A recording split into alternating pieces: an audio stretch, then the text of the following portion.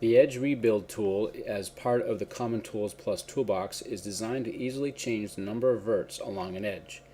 This is very useful when dealing with frozen curves and fonts that result in a dense and unwieldy vert count. To use, find the edge you want to adjust and select its verts or edges. Click the tool, enter the desired number of verts for the new edge, and press enter.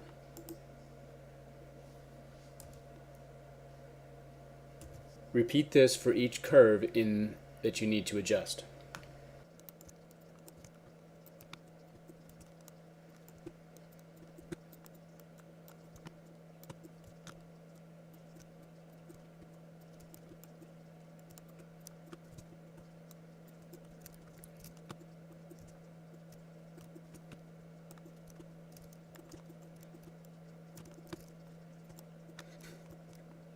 When finished converting the edges, select the undesired internal edges and choose Remove Edge, Keep Verts.